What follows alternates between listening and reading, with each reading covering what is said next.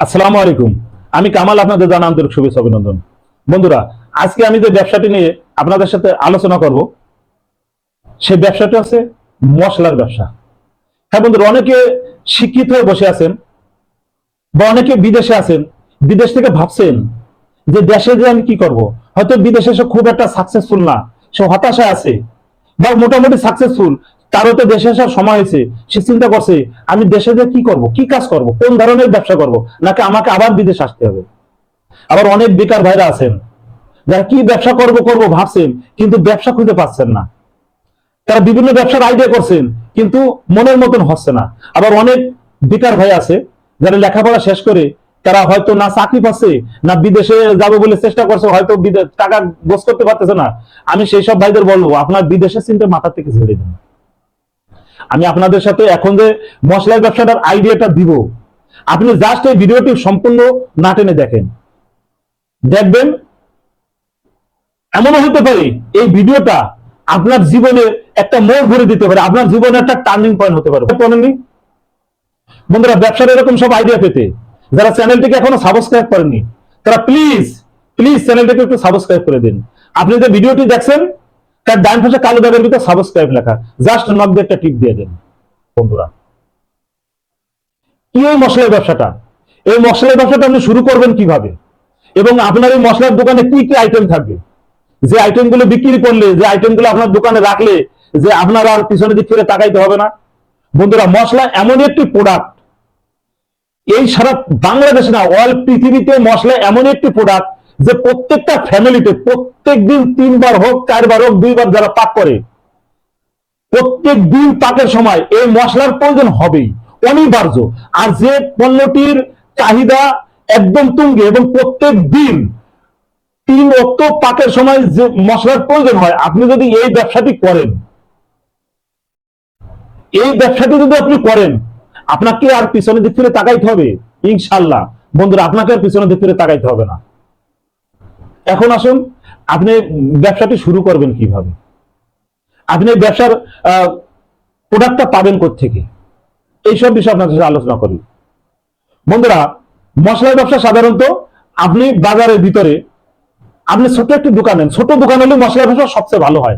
একদম খোলামেলা বড় একটা দোকান নিলেন, আপনার দোকানে মাল ভরপুর উঠাইতে পারলাম, দেখতে খারাপ দেখা যায়।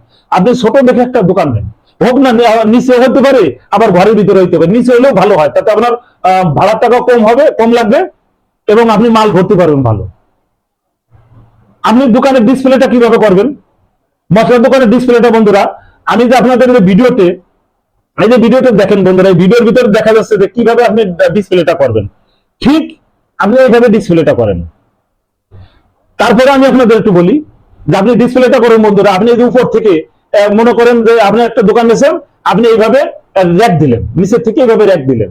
এই র্যাকে আপনি বিভিন্ন ধরনের মশলা বিভিন্ন বয়ম ভরে ভরে ভরে ভরে রাখলেন। ওইখান থেকে আবার সামনে আবার একটু র্যাক টানলেন ডাউন করে, আবার এই পাশে সামনে থেকে একটু র্যাক টানলেন ডাউন করে, আবার সামনে আপনার টেবিল থাকলো, মাঝখানে আপনি একটু দাঁড়ানোর বা বসার প্লেস রাখবেন। এইভাবে মশলার দোকান ডিসপ্লে করবেন, দেখবেন আপনার দোকান অনেক, এবং উপরে লাইটিং সুন্দর করবেন, দেখবেন আপনার মশলার দোকান চিকচিক করছে।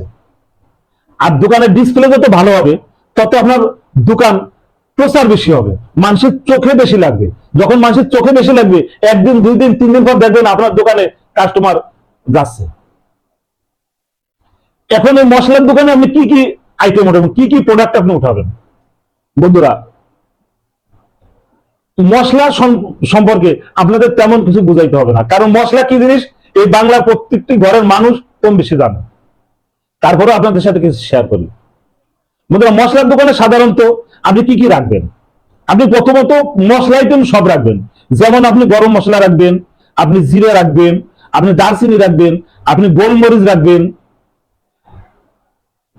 তারপরে আপনি বাদাম রাখবেন, পেস্তা বাদাম রাখবেন, বিভিন্ন আইটেম আছে এগুলো রাখবেন। আপনি ধুনে রাখবেন, আপনি সরিষা রাখবেন, আপনি কালি জিরে রাখবেন। এরপর আপনি পেঁয়াজ রাখবেন, রসুন রাখবেন, শুকনো মরিচ রাখবেন, আলু রাখবেন। এগুলো মশলার দোকানের কমন আইটেম।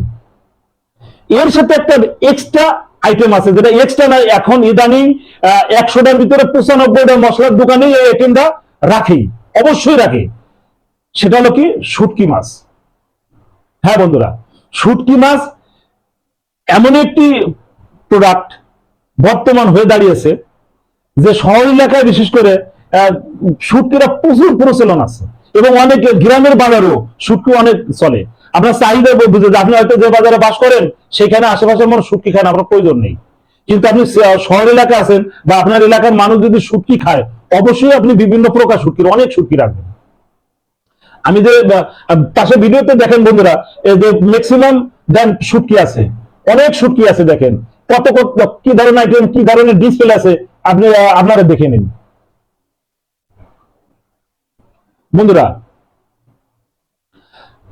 আপনি যদি এই মশলার ব্যবসাটা আপনি সঠিকভাবে পরিচালনা করেন এবং আপনার ক্রেডিটের সাথে যদি যায়, আপনি যদি লজ্জা না করেন যে আমি বিদেশ থেকে আসছি, আমি এখন কি করব, এমন একটা সময় আসবে যে আপনি বিদেশ থেকে আসছেন, হয়তো আপনার কাছে কিছু টাকা আছে, কোন এক সময় দেখবেন আপনি বসে বসে খাচ্ছেন, আপনার কাছে টাকা নাই, তখন কিন্তু আপনার সম্মান নাই।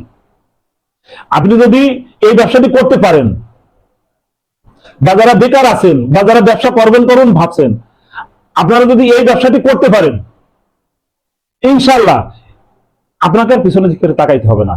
এটি এমন একটি ব্যবসা বন্ধুরা, এই ব্যবসার সাথে যারা জড়িত, এরকম বেশ কিছু লোকের সাথে, বেশ কিছু দোকানদারের সাথে আমার বেশ ভালো সম্পর্ক আছে, এবং আমি এখনো